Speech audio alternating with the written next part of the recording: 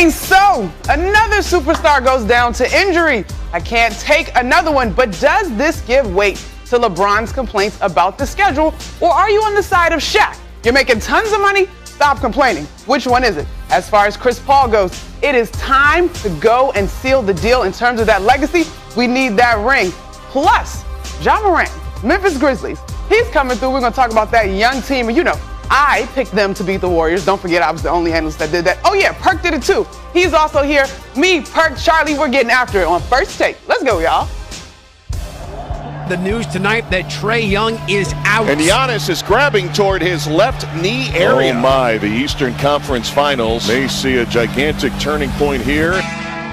We got to do the little things. We got to turn their pressure against them. Keeping that pressure on these guys for 48 minutes. Here's Williams for three. Floats it to the rim, turns and flushes. We just need to settle in a little bit. Open three. That's good! It's a 20-point Atlanta lead. Oh my, it's Atlanta's night. It was one of those nights. Everybody played with confidence. We were super confident, man. That's what it's all about. What's going on, everybody? Welcome on into First Take. I'm Charlie Arnold. We got Monica McNutt stunting in the neon green here in studio with me. Thank goodness. It's good to be here. I know. I love being in person. I didn't even realize you were going to be here. So when I saw you just blazing down the hallway in this thing, very happy. Kendrick Perkins also going to be here with us for the next 2 hours, but we'll get to him in just a second. Monica, we have seen injuries plague the NBA postseason. Already knew that Hawks' Trae Young was going to be out of Game 4 with a bruised bone in his right foot. But then last night, another star goes down. Two-time MVP Giannis Antetokounmpo suffering what the Bucks are calling right now a hyperextended left knee last night. With just over 7 minutes left in the third quarter, Giannis jumped up to contest an alley-oop and then landed awkwardly on his left leg, causing his knee to buckle. Without their star player, the Bucks were routed 110-88 as the Atlanta Hawks tied up the series 2-2. He's in the locker room with the guys and just addressed the group and, but nothing, above and beyond or, we'll see how he is tomorrow. It's not great, but it's an opportunity for somebody else and everybody else to step up. It's the Eastern Conference Finals. There's no excuses. It doesn't matter whoever's playing, who's not playing. They got guys out. Everybody's hurt. Everybody's banged up. Everybody's injuries. You got to fight through it and win. It's really unfortunate. Giannis is going to undergo imaging today to determine the extent of his injury, but there is a good chance he could miss Game 5. So, Monica, which Buck is going to have to step up in Giannis' absence, should that be the case? Charlie, well, the honest answer is the entire unit has to step up. Anytime you lose a star, it is a replacement by collective. But I'm looking in particular at Drew Holiday and Lopez for me. When you look at the way things will shift, it now becomes Holiday as a playmaker and a scorer, and of course, Chris Middleton. To me, because the defense of the Hawks will no longer have to account for the way that Giannis feels the paint, and prior to his injury last night, we saw the way that they were forming that wall and protecting the paint. You're now going to need some of your role players to be in position to knock down shots when Middleton creates, when Holiday attacks. And so to me, that's Brook Lopez. We can go down the list, really. That also includes Connaughton, that includes Tucker, guys that are willing to hit shots when the defense can now adjust to send more than one body to either Holiday or to Middleton. And so this is going to be an interesting test for this Bucks squad. We have a interesting example that we just saw in terms of what the Hawks were able to do without Trae Young. I know I'm following the score on my phone. I had a flight last night. Get off the flight. And I'm like, wait a minute. The Hawks beat the Bucks without Trae Young? No one was expecting that. No one was expecting that. And so the idea that you still don't have a roster filled with NBA professionals, that's very dismissive of how talented these guys are. However, Giannis is a two-time MVP. He obviously is the head of the snake when it comes to this Bucks squad. They are a much better team with him than without him. But can they get a win? And hopefully he can get back on the floor. I do believe so. Okay, and Kendrick now here with us. So, Kendrick, what do you think? You know what? I just can't believe Monica is taking it so lightly to start the morning off and not addressing the issue like my saying. The numbers on the house. Here it is. Chris Middleton is getting paid. He has signed a contract for 5 years, $177 million, okay? Drew Holiday signed the extension for 5 years, $160. Those guys are getting paid the big bucks. Last time I checked, the Bucks had a big three, and it was Giannis, Chris Middleton, and Drew Holiday. So that now that Giannis is out, I expect Chris Middleton to elevate his game. I expect him to have consistency. I expect him to go out there and average 30. I witnessed it last year against the Miami Heat down in the bubble when Giannis was injured. Chris Middleton rose to the occasion. Drew Holiday, they traded Eric Bledsoe for you. You're the common denominator. They gave you a contract extension. You were told this is the guy that's supposed to move the needle. Now that Giannis is hurt, I'm putting all the ownership on those two guys to elevate their game and get them past this Atlanta Hawks team, especially with an injured Trae Young. Good morning, Perk. Who you yelling at first thing in the morning? You yelling at me or you yelling about the situation?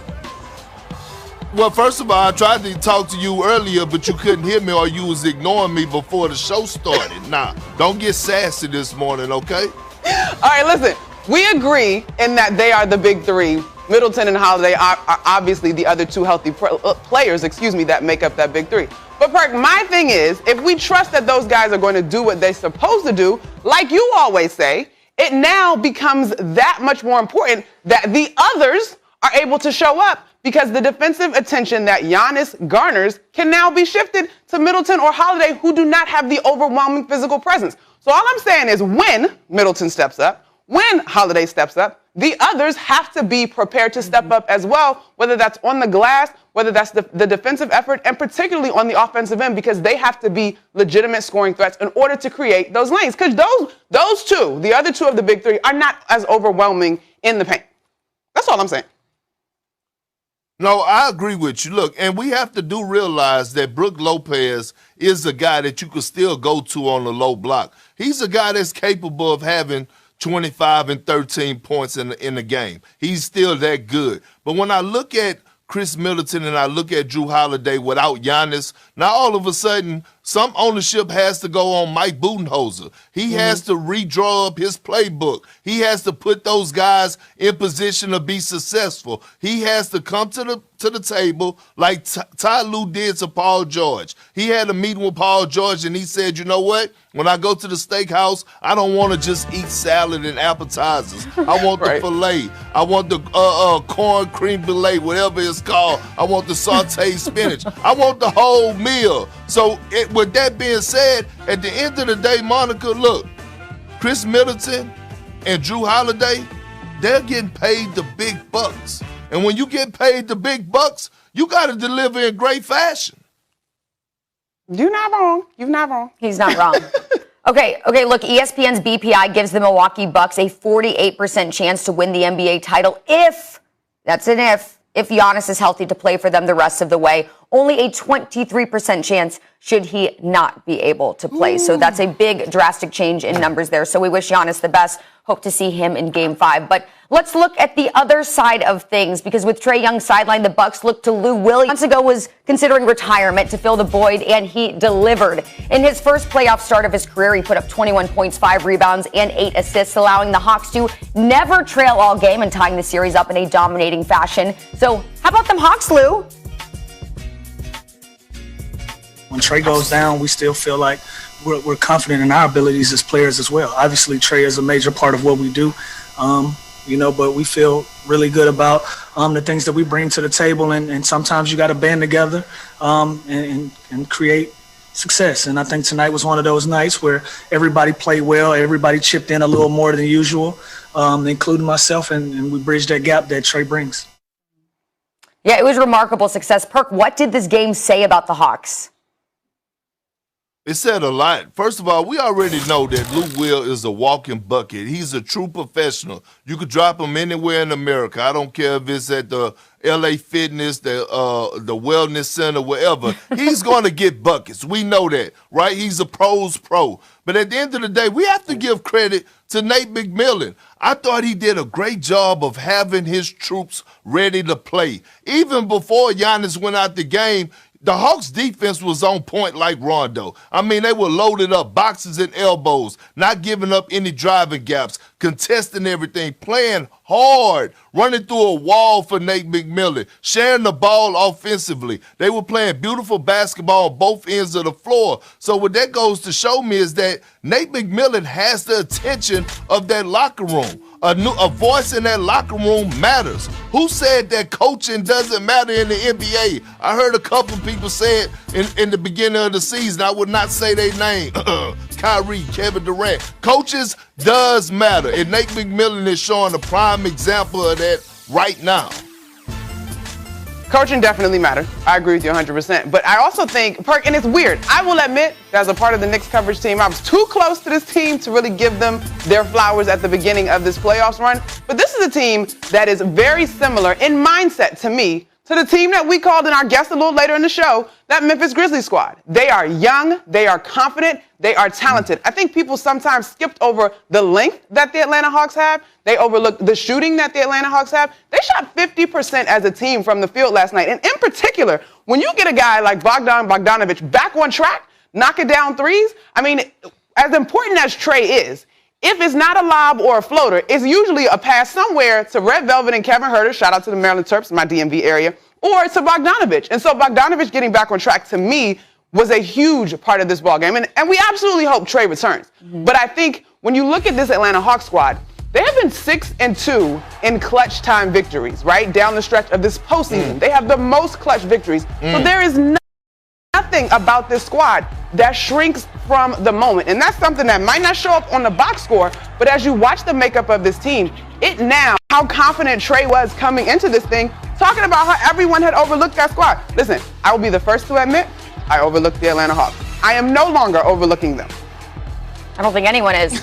Well, look, I'm going to say this to you, Charlie and Monica. One is that, Monica, look, I know you came dressed the first take looking like it's a Sunday on Mother's Day, but I didn't know you was going to drop the gospel like that this morning. That's the first thing. Second of all, look, I was rolling with the Hawks. I had faith in the Hawks. I rolled with the Hawks in the first series, the second series. I just didn't think that they had enough experience. They are surprising me right now. What they're doing right now for us, Clint Capella anchoring their defense, Kevin Huerter, I mean, he is relentless. And Bogdanovic finally found his stroke back. He had been missing for a while. He hadn't been playing meaningful minutes. John Collins has finally bought into who he is and not trying to go outside his body.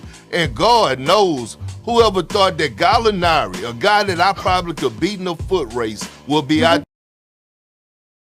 there giving buckets to people right now the way that he is. I mean, he's dunking the ball, snatching the screws out the rim. Much credit to the Atlanta Hawks and what they've done, but Nate McMillan has done an unbelievable job with this team. Perk, let me ask you this, obviously, because you have the experience in this space. Not that teams overlook teams, right? You're supposed to know, and y'all are the brotherhood of NBA players and would not disrespect teams in that way. But to me, for a Buck squad with Giannis to come out as lackluster as they did last night, it felt like they too were disrespecting this Hawks team. So do you sense some of that from a Buck squad that many of us feel like, look, Bud's seat is hot if they don't get to the finals, and they still last night had an opportunity and weren't able to capitalize? Well, you know, we have this saying, and I'm pretty sure you're familiar with it. It's called the basketball guards. And one thing, they're always watching. You cannot cheat the game. You cannot just show up. You cannot just come to the basketball arena and just show up. You got to respect your opponent. The Bucks did not do that. They were not playing hard last night. And at the end of the day, the Atlanta Hawks hit first, and I watched the game from the start to the finish. And what I saw an inspiring Atlanta Hawks team saying, hey, we're not afraid of you. We have a point to prove, which goes back to coaching again. But look, I will say this. The Milwaukee Bucks is probably the most frustrating team to watch in NBA history. Some of the plays that they do, some of the turnovers that they have is just so disturbing to watch. You ask yourself, why? I coach a 9-year-old team that my son play on, and they don't make the careless turnovers that the Milwaukee Bucks do. They just play dumb basketball, and I think sometimes it ends up hurting them in the long run. The other thing we have to mention in this conversation, I should look up the stat. But the Atlanta Hawks had on the blessed MLK jerseys last night. And so when they got the ancestors on their side, things happen. And they were absolutely ready to play. And so I just think that this Hawk squad is very good and it feels organic. I'm not saying they're about to be the next dynasty in the way that the Golden State Warriors were. But in terms of a squad that has done it through their draft process, developed their guys, it feels like we might be on to something from Atlanta. Yeah, absolutely. Well, we remember what happened when the Lakers wore the Mamba jerseys. That brought them good luck, too. So there is something to be said about the wardrobe choices. Mm-hmm. Okay, now, should Giannis miss a game due to injury, he becomes the 10th All-Star to miss a playoff game. That is the most in league history, with the previous high being 6. This season's list also includes Anthony Davis, James Harden, Kyrie Irving, Kawhi Leonard, and Chris Paul, just to name a few. Trae Young, not on the list, as he was not an All-Star this season.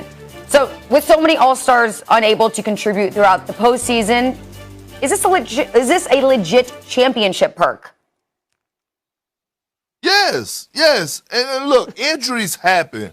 You can go back and look through the history of the NBA. Injuries happen. The great Tim Duncan said you need a little bit of luck, right? And sometimes, unfortunately, that luck happens to be the opponents getting hurt. It happens in the NBA. It happens in the world of sports. So at the end of the day, no one could question this championship. We're seeing new faces. We're seeing guys rise to the occasion like DeAndre Ayton. We're watching the emergence of Devin Booker, Trae Young, Herder. Mm-hmm. We're watching all these guys have this platform and they're taking advantage of it and they're competing at the highest level. So, and Paul George has found himself again. So at the end of the day, yes, this championship is all the way legit to whoever wins it.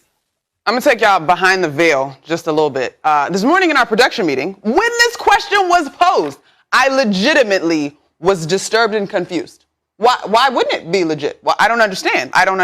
How can we now begin to say, because of injuries, a championship doesn't count? First, y'all wanted to complain about the bubble being a popcorn Mickey Mouse championship. Now we're on to injuries robbing us of championships. This is absolutely ridiculous. Right. Like, this is just outside of my ability to comprehend when it comes to sports. Injuries are absolutely a part of the game. It does have to do with luck. Perk, I love that quote. If you dismiss this championship because of injuries, then you should just relinquish your right to call yourself a sports fan, because this is part of the game. And I tell you one thing, none of those guys, if Chris Paul goes on to still win it, none of those guys that were injured would begrudge their team. No player is saying it doesn't count because of injuries. Now, a little later on, we're getting into some of the things that LeBron has to say. Does it cause us maybe to look at how things were done this year? I will give you that.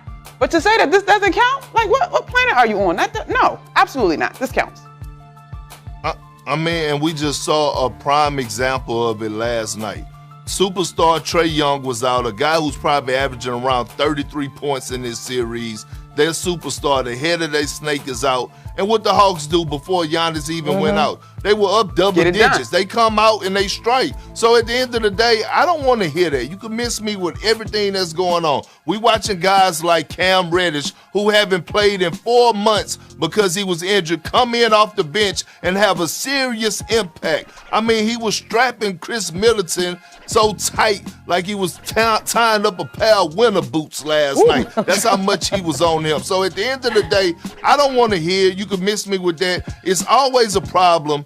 It's always some type of question or someone always trying to move the goalposts or throw out this narrative when it comes down to why this championship or this championship should be legit. Or no, all championships are legit, no matter the circumstance. Now, as a fan, we will give you room to say, if my team, insert injury, did not happen, it would have been different. We all can do that. That's part of our consumption of sport.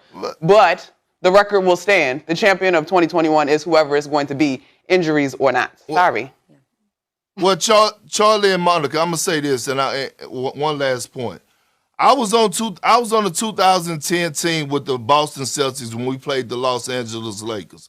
Our starting five went healthy. We never lost the playoff series. I tore my ACL in Game 6. People still to this day talk about, man, if Perk would have played in Game 7, we would have won a championship. Well, I didn't play in the Game 7, and Kobe Bryant won his 5th championship with the Los Angeles Lakers. It is part of the game. It happens. And by the way, in that Game 7, We were up 14 going into the fourth quarter. So at the end of the day, I don't want to hear about, oh, Perk would have played or this person would have played. No, at the end of the day, all these guys are true professionals. They get paid a lot of money from top to bottom to go out there and perform. Strap your boots up. These championships are legit. Well, Perk, we still wish you would have played in that Game 7. But you know who you sound a lot like right now? You sound like Shaq.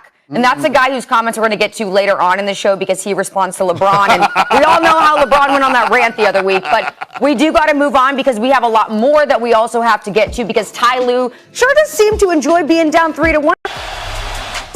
The Suns have waited 28 years to get back to the NBA Finals. Tonight, they have a chance to make it happen. However, they're going to have to turn things around from Game 5. The Suns fell way back to get only leading the Clippers for a mere 20 seconds the entire game, allowing the Clippers to shoot 54.8% as a team, with Paul George scoring a playoff career high of 41 points. So let me clarify there.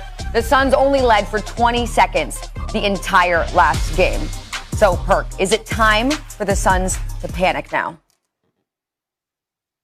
Yes, it is. Look, this is why, right? Look, when you have opportunity to close out a team at home up 3-1, you got to do that, especially with this young ball club. And right now, when I'm looking at what I saw in Game 5, I'm kind of scared for the Phoenix Suns. Although I picked them to win the series, the Clippers came out with a y'all babies, I'm a grown man mentality. The way that Marcus Morris approached the game, he was getting buckets, taking them to the low block, turnarounds over the right and left shoulders. The way that Paul George elevated his game on both ends of the floor, being a monster on the glass and also dropping the 41-piece wing dinner. And Patrick Beverly, look, Devin Booker, I get it, right? You had a pretty good game in Game 5. But Patrick Beverly is not going anywhere. He's screaming first team all defense so loud.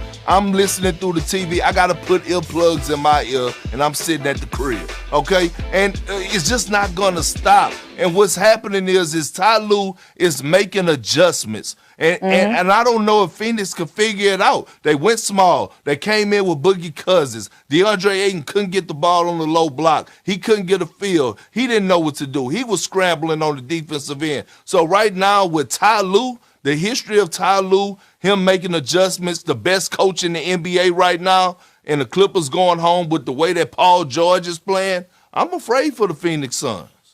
Yeah, because look, Tyronn Lue has a 10-2 game record when facing elimination. That's the best record among head coaches to face elimination at least 8 times. Would you say he's the best coach in the league and has the best chance to get the Clippers where they need to be? Yeah, he do. I mean, look, right now, everyone, this is what I'm going to go back to, Charlie. Coaching matter. The voice in the locker room matters. And look, I love Doc Rivers. Doc Rivers is like a father figure to me. But coming on First Take, I got to keep it real on national TV. Paul George said he wanted a new coach. He said Doc had him in a box. And guess what? Right now, the way that he's playing under Ty Lue, the way that PG is playing under Ty Lue has this key in his back. To me, it's all about confidence with your players. It's all about having them buy into what they believe in. And right now, Ty Lue has Paul George playing like the old Indiana Pacers Paul George. And it's scary. And this is the reason why I say when you got to have those coaches that these players can relate to, that they're going to listen to, that they respect, and that they trust. And right now, this is what we're seeing between Ty Lue and Paul George is trust. Monica, do you believe that now is the time for the Suns to panic?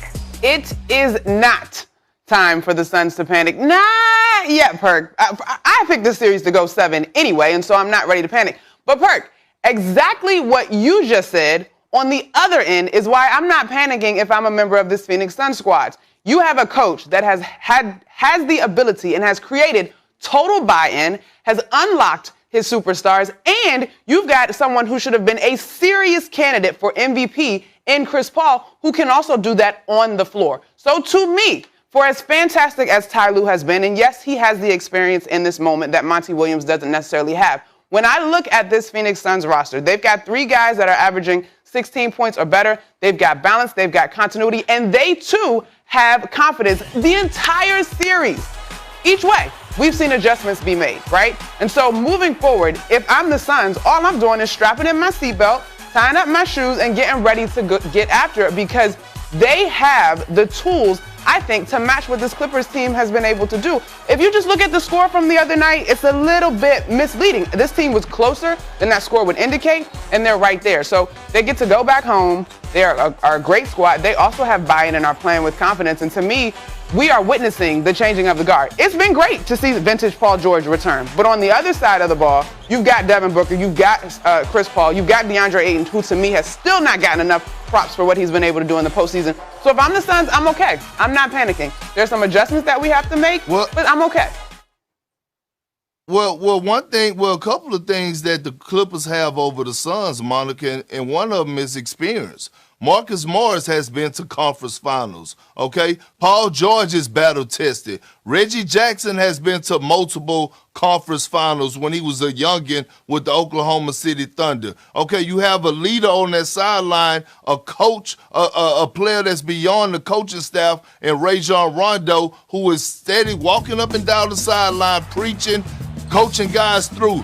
And right now what I'm seeing is that I'm looking at Chris Paul, and since he's come back off the COVID situation, he haven't looked the same. And the history tells us from listening to guys like Jason Tatum and guys that had COVID and had to come out of the COVID protocol, it took them a while to bounce back. And right now, I just don't see the same tenacity. I don't see the same energy. I don't see the same togetherness. Like right now, where the hell is Jay Crowder at? Okay? Jay Crowder has been a difference maker. He was a difference maker in the Denver Nuggets series. He's been a complete no-show on both ends of the floor. You know why? Because the Clippers have a bunch of rough riders. They have grown men over there that's not going to back down from them. And I still, right now, and I'm going to give you the floor, I don't see anyone that's going to stop Paul George or check Paul George the way that he's playing and the confidence that he has right now today. I really don't. The man averaging 31, 10, and 6 since Kawhi been out.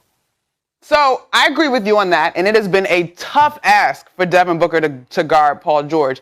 But I don't know that I'm concerned necessarily with stopping him so much as I have a guy on the other side who can match that firepower in Devin Booker if he can stay out of foul trouble and stop picking up them silly fouls 94 feet away from his rim. But I digress.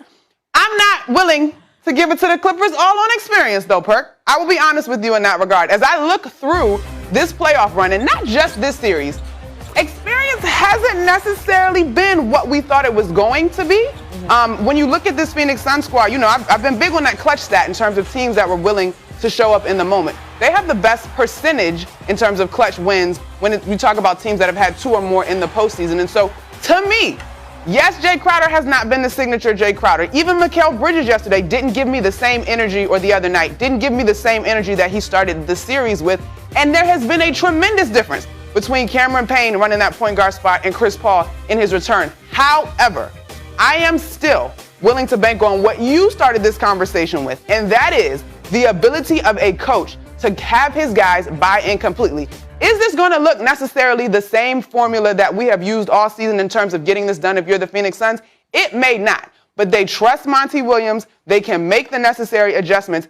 And while I agree that Paul George is on a heater, I am less concerned with that as much as I am Phoenix finding their rhythm again, which I think they can do in spots. I mean, we listened to Chris Paul talk about the way that they close quarters, right?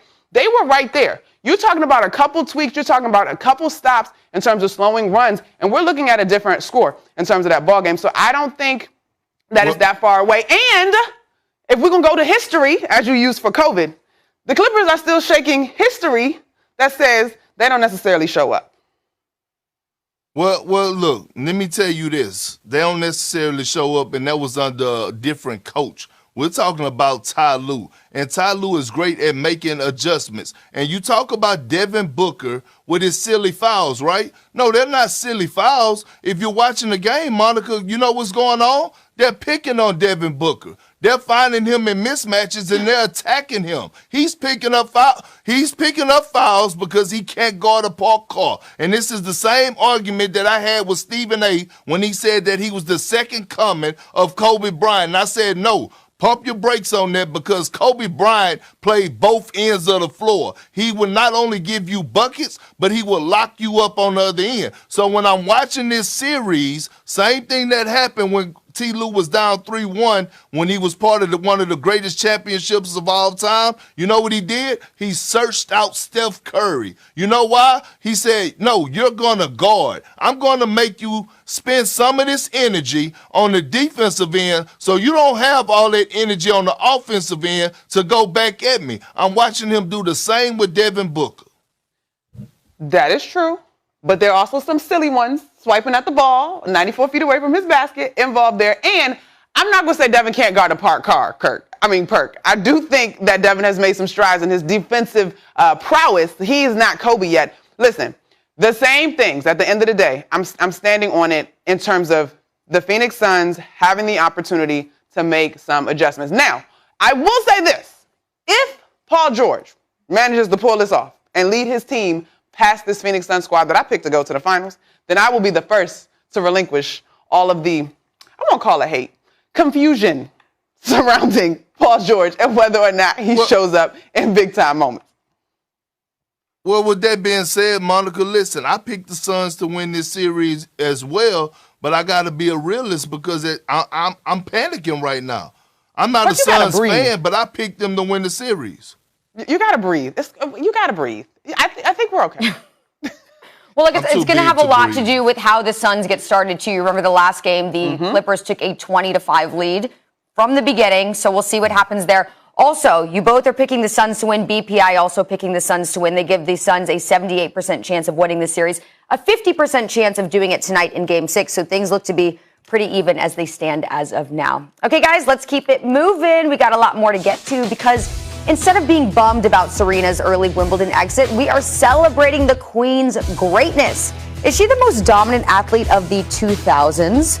Plus, guess who's about to come on First Take and take the hot seat? The young phenom himself, Ja Morant, his pick to win the title. Keep it locked right here to First Take. And champion Serena Williams was forced to retire from her first-round match at the All England Club after suffering an injury in the first set. The 39-year-old Williams was leading 3-1 in the first set when she slipped during a return in her quest to become a record-tying 24th Grand Slam title champion. It was all love from the fans as she tried to play through the injury and then eventually, unfortunately, limped off the court. But what a sight. The fans love her so much. Now, Monica, you think Serena has it in her to win another major? This one breaks my heart, Carly and Perk. I mean, we have literally watched Serena be fantastic over the course of her career, and it was heart-wrenching to watch this yesterday. Unfortunately, I do think that Father Time, injuries, and the growth of the game, credit to Serena and Venus in terms of more quality talent in the pipeline. I don't think that Serena is going to break the record in terms of Grand Slams. The competition continues to get better, to her credit, as she has set the bar so high.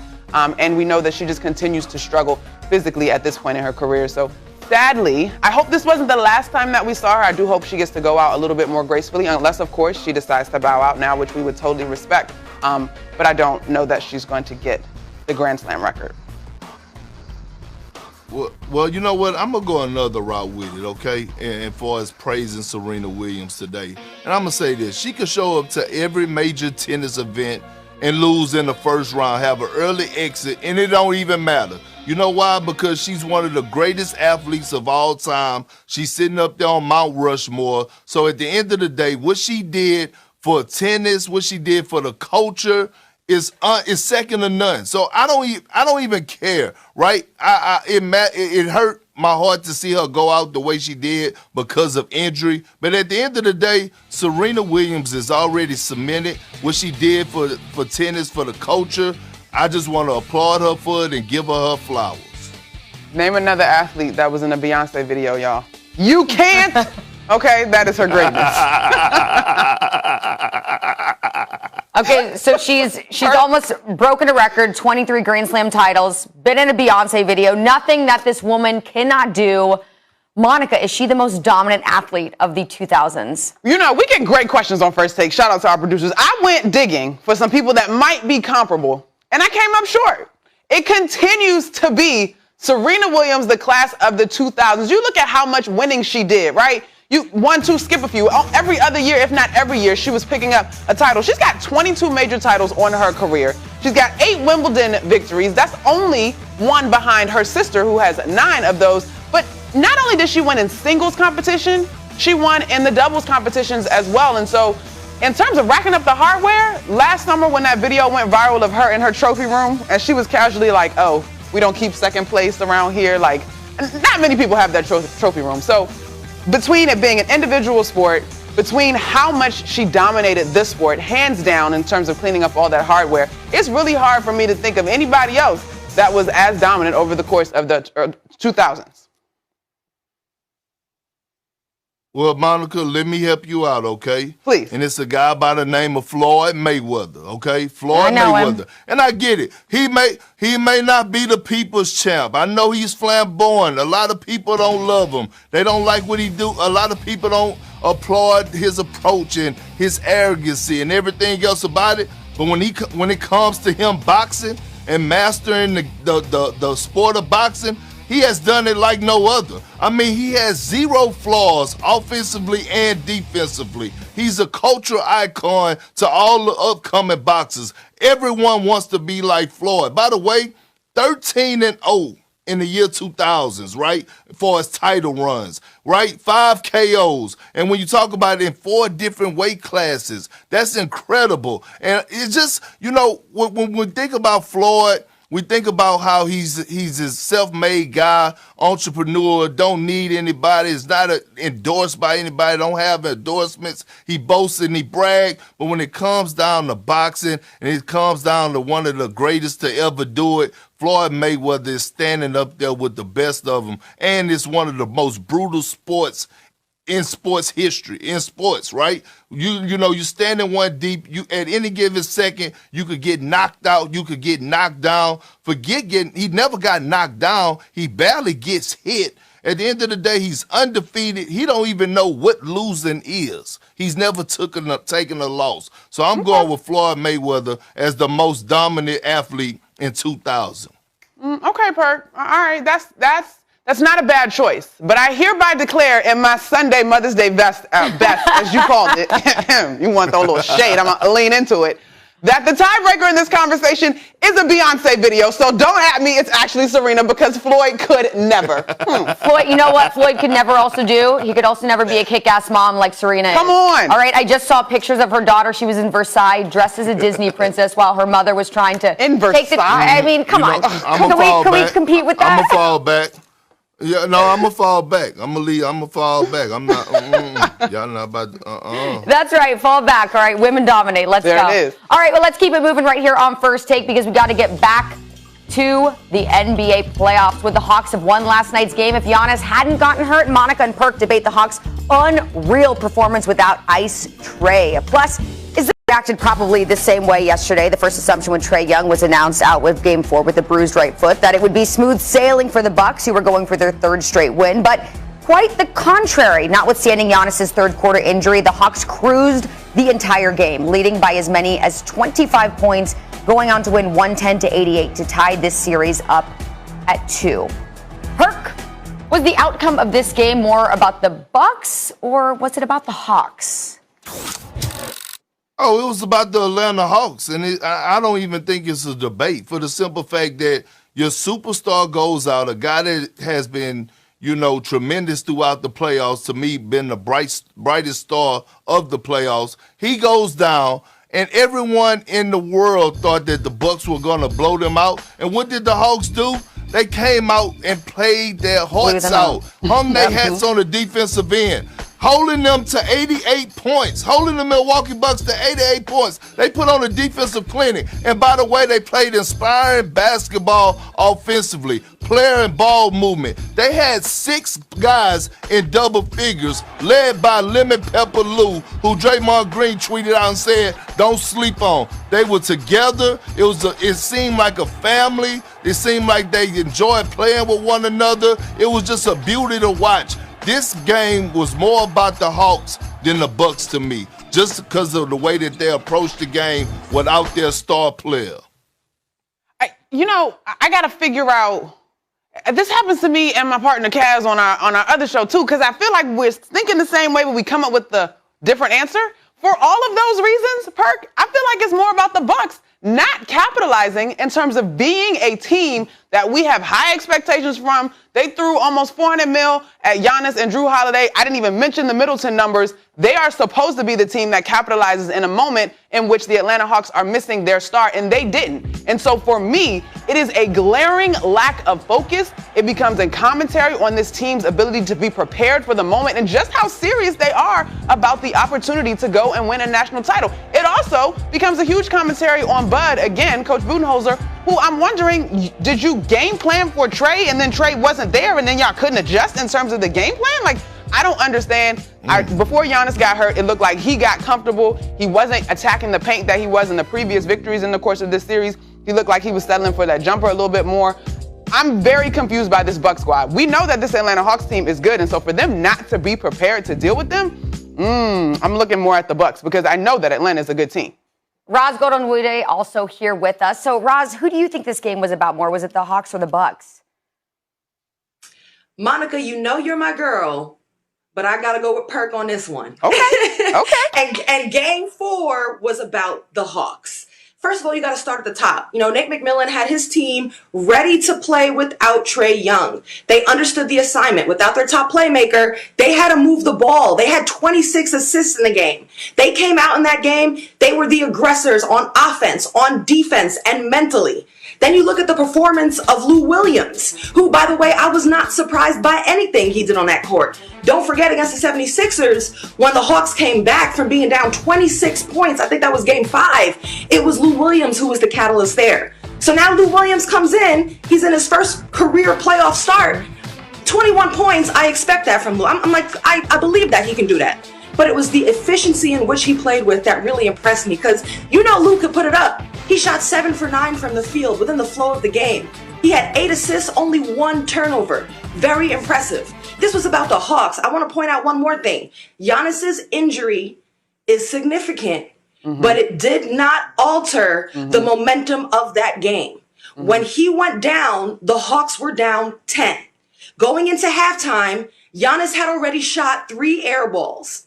Okay? The Hawks had set the tone in that game. Certainly his injury, depending on how serious it is significant for the rest of the series. But in game 4, that was not the game changer. The Hawks took game 4. Okay. I completely understand the logic that you guys are putting forward. I continue to lean on the team we thought. I mean, in a way, the Hawks have surprised us, although we know that they're good. The Bucks, man, they just weren't ready for the moment at all. And credit the Hawks. They absolutely capitalized. Lou certainly stepped in. Well, Monica, this is the thing. You're going to hurt your brain trying to figure out the Bucks because they're so, like I said before, they're confused. They're confused themselves. And watching them play, this is not just of game 4. This is how they play all the time, like careless basketball. But you know one guy I want to give a lot of credit to? He's not the superstar of the team, but he is the leader of this team. Clint Capella, absolutely. Right? He don't get enough recognition for what he brings to the table. And I'm not talking about grabbing rebounds, anchoring the defense, and blocking shots. I'm talking about the way he's leading. He's talking vocally he's talking vocal to the media. He's preaching about we're going to get this win. He's going out there and deliver. We have to remember Clint Capella is battle tested. Clint Capella went against that powerhouse team in the Golden State Warriors. He was in those moments in the trenches with James Harden. So Clint Capella, I just wanted to show you some love because your leadership skills have been went unnoticed, and I just want to point it out to the world today. You have really been a true leader to this Hawks organization and this young team. He absolutely understands his role and is a star at it. I mean, upon him coming to the team, he really gave them a defensive mentality and presence. He comes in there, you don't need to run a play for him. He's going to go chase an offensive rebound. He's going to go and crash the glass. He's going to block shots. You know, we could be talking about his defensive side of the game more too. So absolutely, he is deserving of flowers and how his role has helped change the Hawks. I'm wondering if it's taking it too far because we're asking, is this about the Hawks or the Bucks? Is it taking it too far to say, has any of this playoff run for the Bucks been about the Bucks? You know, you look at the Nets series, it was very dictated storyline-wise about the injuries and KD and the shot he didn't make. You know, what I'm trying to say is with these Bucks, they are very talented. Any playoff run should be respected. But I wouldn't say I'm inspired by their run. I wouldn't say anything about it has been dominant or spectacular. It's just they're an interesting team.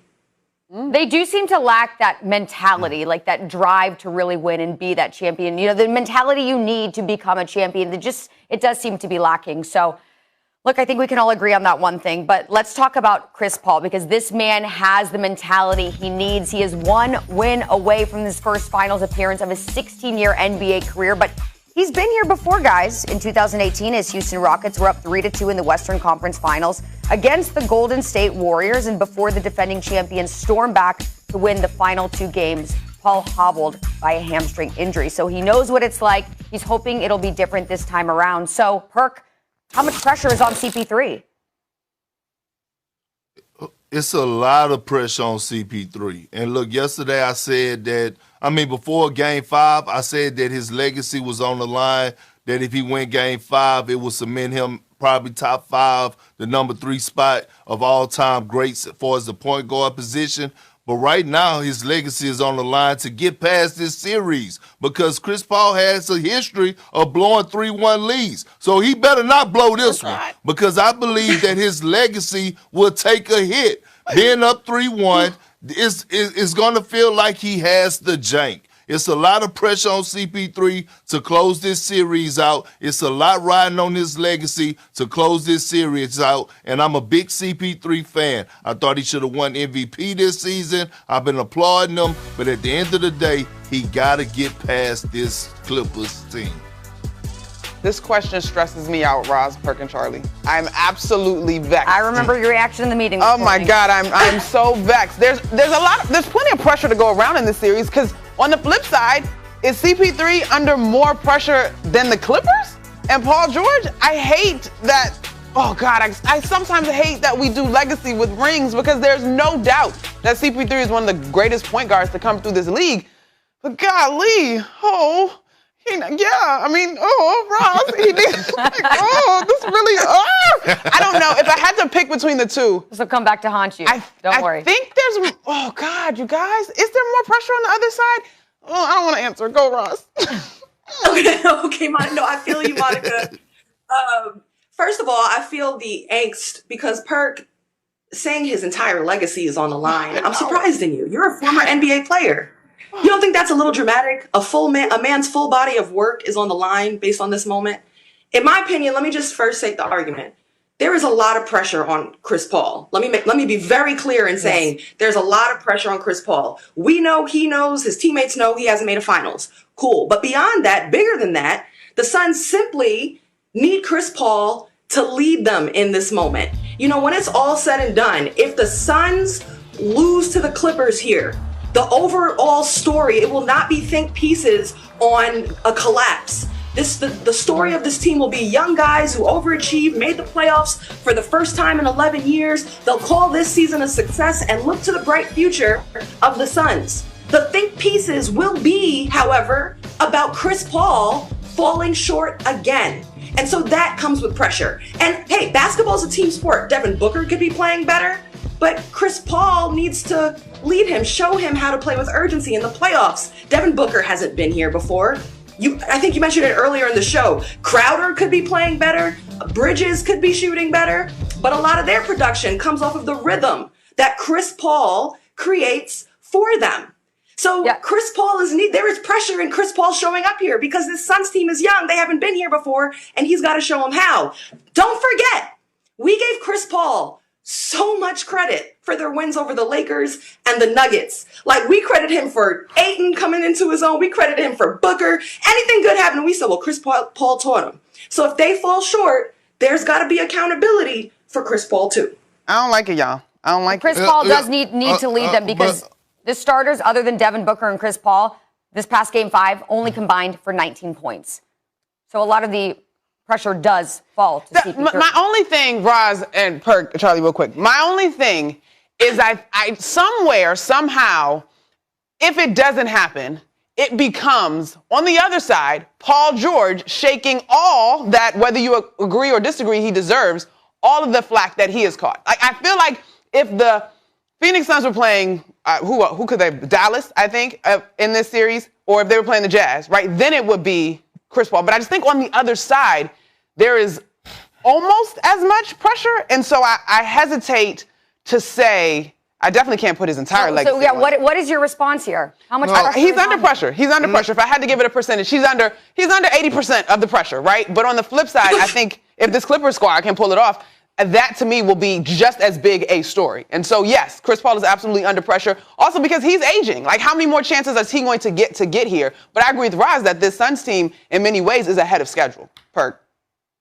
Well, look, they're ahead of schedule, but they're here, okay? They're here, and they took a 3-1 lead. 2 of those games were without Chris Paul. So with that being said, you have to go down to the history books of Chris Paul in the postseason. And I'm not saying it's entirely his fault, but you look at times when he played against the Oklahoma City Thunder when he was with the Clippers, and he had that mental lapse, and the Oklahoma City Thunder and Russell Westbrook went on to win the game within less than a minute, and the Clippers had control of the game. He blew another 3-1 lead. Like, at the end of the day, being up 3-1, we got to be fair. We criticized the hell out of the Los Angeles Clippers last year for blowing a 3-1 lead to a Denver Nuggets team. We will not let the Phoenix Suns off the hook, especially with them not having one of their best players in Kawhi Leonard.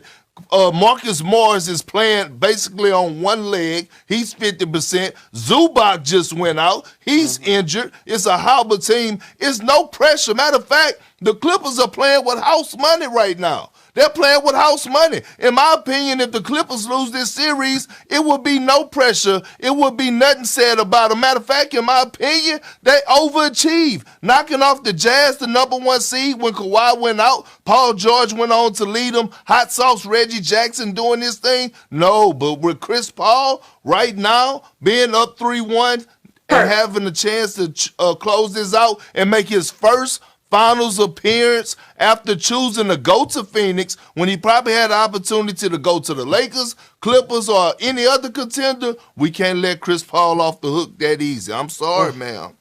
Perk, I feel you, and I think I agree with the Clippers having house money here with Kawhi being out, the injuries, all of that. Those are excuses built in.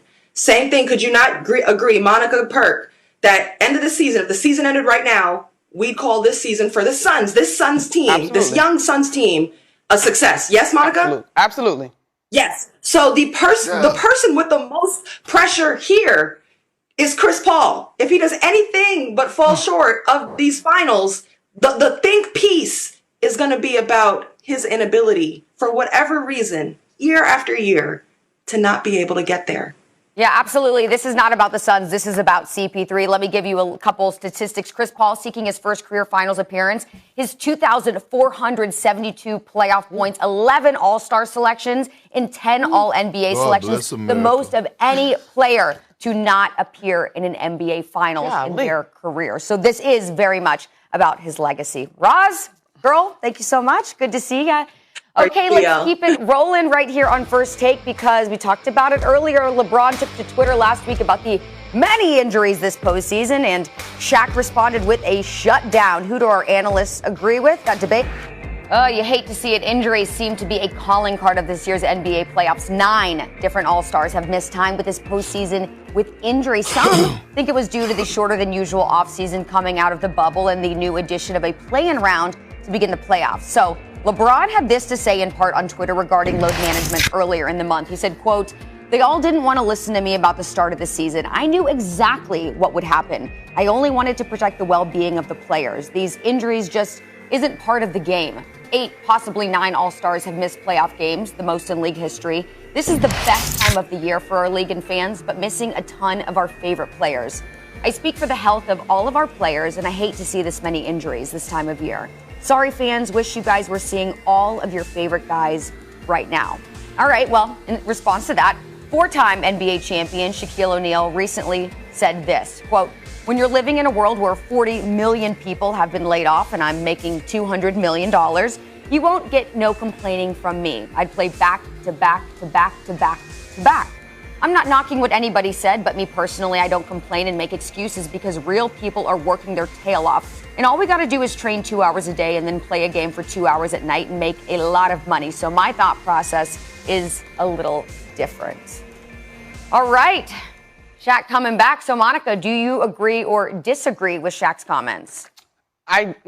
This is very interesting, you guys, Charlie and Kirk. I agree with Shaq's comments. As someone who does my best to lead a life in which I chase gratitude, always. That's my personal mantra. This girl has a million jobs, by the way. And I'm very grateful for all of them. However, I will say that gratefulness and gratitude does not mean that you do not expect, demand, or work toward better in terms of what you do. And we saw this very personally near and dear to my heart in the women's NCAA tournament this year, right? Yes, those women and those teams were thankful, all of college basketball for that matter, was thankful that we were able to get to an NCAA tournament, but that gratitude did not stop the women of the NCAA tournament, particularly Oregon Sedona Prince, from making a statement about how things can be better and things can improve.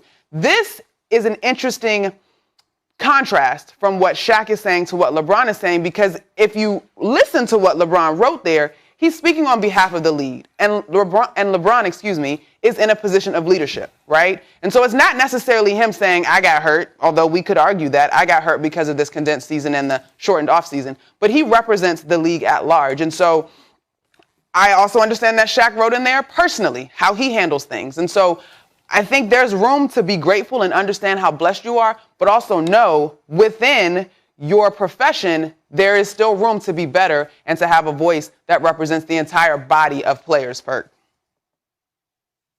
Well, I'm going to say this. Shaq was right. You know, there's guys out here making $200 million. But guess what? What he left out was that's peanuts to what the owners are making. All right? And this is what it's all about. At the end of the day, it's all about the dollar. And did the NBA and the ownership group do a great job of putting these players in position health-wise? I don't think so. They didn't. Think about it. They rushed training camp to get to Christmas Day. Why? Because the Christmas Day games is so important for us money and revenue outside of the playoffs. And then all of a sudden, you know what? They told the players, hey, we're not going to have an all-star break because we have such a tight schedule and you guys are going to be playing games and COVID protocols and issues to that.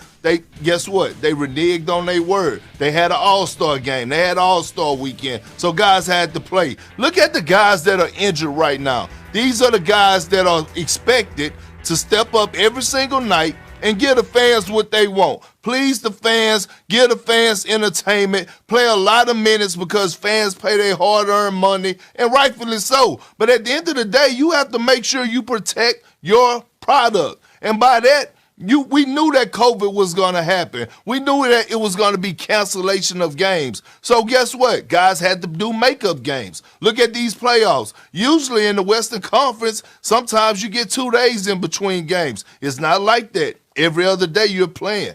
Every other day you're on a plane traveling. So guys are being injured. You have to get accustomed to the workload. And I really believe that the NBA, and I love Adam Silver, did a disservice to the entire body of the NBA players for us putting them in position, body and health-wise, to go out there and make sure that these guys were going to be okay. This is why we're seeing injuries. Now, did all the injuries happen, because of, how many games they played or not getting enough rest? Probably not, but majority of them did. We have the most in NBA history, so something telling me that something went wrong. So at the end of the day, I'm standing with the players on this. Yes, they're making $200, but guess what the NBA and the owners are making? They're making billions. So, Perk, this is my one question, and I have to ask you because obviously these are still numbers that I dream of, baby. Dreams do come true. Anyway, this season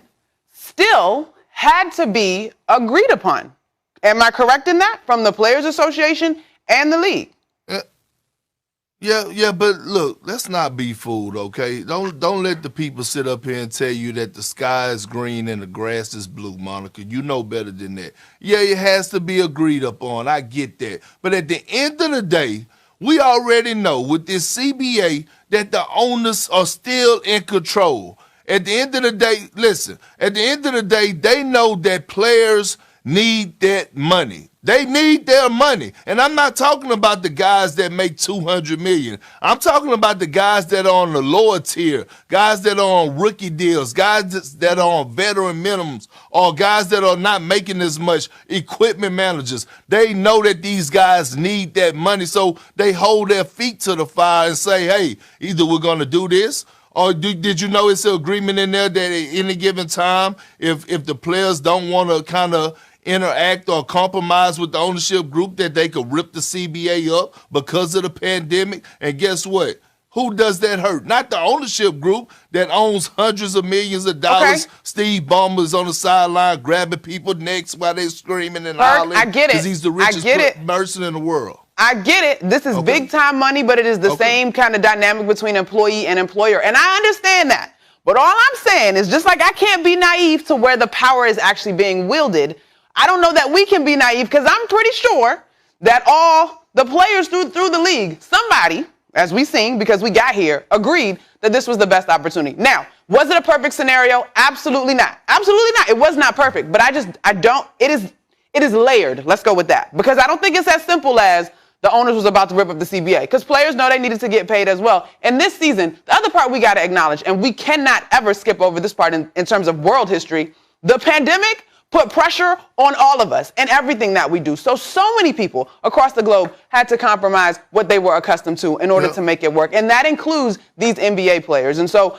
yes, lead with gratitude. Yes, also plan in case we have an extraordinary circumstance like this ever again. It doesn't necessarily have to go this way. But the problem also is this creates a cyclical effect, because of last season, it affects this season, which will then affect next season. So, Perk, do you see anything changing in the upcoming season? Because there will, again, be a condensed schedule. I don't know, because now they're talking about having a certain type of play-in tournament, another tournament inside of the season. And this is what I'm saying. I'm not disagreeing with you, Monica, to your point. What I'm saying is that have 50 games, you know what I mean, if you're going to start the season early. Because the players were under the impression that the season was going to start in like January. All of a sudden, they get within a month, they say, oh, you have to report to training camp. We're going to hurry up and start like the middle of December so that we can have Christmas Day games. That's not fair, knowing that they're coming off a short NBA season. That's all I'm saying. At the end of the day, I get it. It's entertainment to the rest of the world. And I get it. People want to look at it and say these guys are getting paid this, that, and the other. But these guys are still human beings. Yeah, and I agree. And again, that's why I would conclude, Perk, on this one. It is a layered conversation. Were things done perfectly across the board? No. But had we ever been in such a situation? Coming off the bubble season, a condensed season, the responsibilities of the league to the players and all the money involved? We had never been in this situation. So all parties, in my mind, need to give one another a little bit of grace. You can be very grateful that we got this season in. And like I said, if we should ever, knock on all the wood, say your prayers, cross your fingers, cross your toes, ever experience such a situation as this again, have better foresight in the planning. All right, well, we've talked about it already. 9 All-Stars have missed playoff games. That's the most in league history. Joel Embiid being one of those. One of the reasons the 76ers bounced from the postseason. Another one of the